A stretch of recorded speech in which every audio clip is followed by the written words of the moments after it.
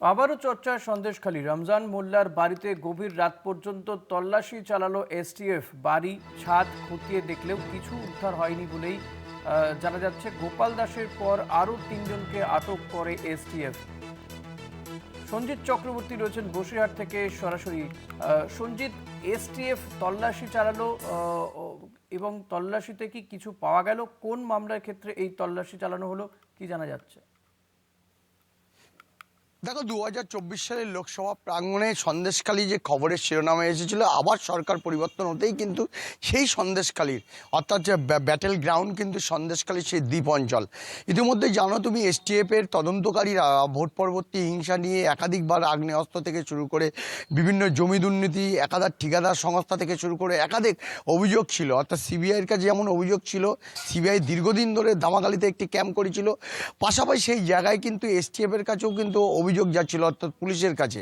সব নিয়ে গোটা প্রক্রিয়া ওপরে যে তুমি জানো সরকার পরিবর্তন হয়েছে, যা ইতিমধ্যে কিন্তু সন্দেশখালীর মাটিতে কোনো দুর্নীতি বা থেকে শুরু করে কোনো অস্ত্র থাকবে না, এই প্রতিজ্ঞাবদ্ধ হয়েছে। তুমি জানো গতকালকে রাজ্যের প্রশাসনিক প্রধান শুভেন্দু অধিকারী তিনি টুইট করেছিলেন যে পুলিশের এই অর্থাৎ এসটিএফের এই সাফল্য নিয়ে।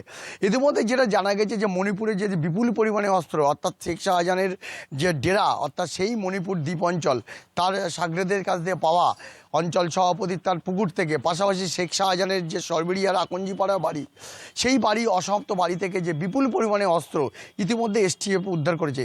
এবং শেখ শাহজাহানের যে নেটওয়ার্ক রয়েছে, এই রমজান আলী, লুৎফর রহমান, এদেরকে ইতিমধ্যে কিন্তু এসটিএফ কিন্তু তারা হেফাজতে নিয়েছে। মোট কিন্তু 6 জন গ্রেপ্তার হলো, তার মধ্যে কিন্তু আলাদাভাবে 4 জনকে আটক করা হয়েছে। সেই রমজান আলীকে সঙ্গে নিয়ে অর্থাৎ শেখ শাহজাহানের যে মার্কেট রয়েছে, অর্থাৎ সরবেরিয়ার যে মার্কেট, তার পিছনের বাড়িতে নিয়ে গিয়েছিলেন।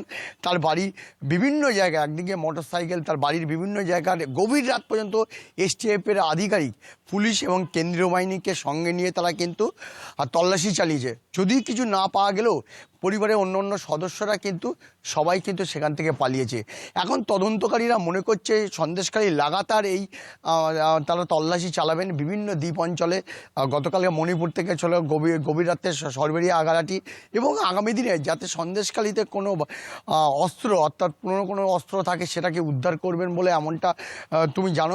ইতিমধ্যে বারাসাত রেঞ্জের আইজি, বিশেষ করে এসটিএফের আইজি গৌরব শর্মা, তিনি নিজে দাঁড়িয়ে অস্ত্র উদ্ধার করেছেন এবং তিনি একদম প্রকাশ্যে তিনি সাংবাদিক সম্মেলন করে বলে দিয়েছেন কোনো অস্ত্র থাকলে পুরনো দিনে সেই অস্ত্র কিন্তু রিকভারি হবে। ইতিমধ্যে এই ঘটনার জেরে কিন্তু রীতিমতো চাঞ্চল্য হলেও গোটা প্রক্রিয়ার উপর নজর রেখেছে প্রশাসন, অর্থাৎ এসটিএফের আধিকারিকরা।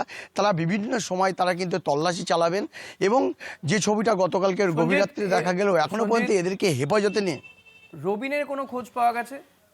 হ্যাঁ, না, এখনও দেখো রবীন দাসের ভাইকে এসটিএফ বা গ্রেপ্তার করলেও গোপাল দাসকে, কিন্তু রবীন দাস এবং পরিবারের অন্যান্য সদস্যকে অর্থাৎ তার স্ত্রীকে খুঁজে পাওয়া যাচ্ছে না। ধন্যবাদ। এমনকি পঞ্চায়েত সমিতির সভাপতি সঞ্জিত ছিল আমাদের সঙ্গে, সঞ্জিত চক্রবর্তী।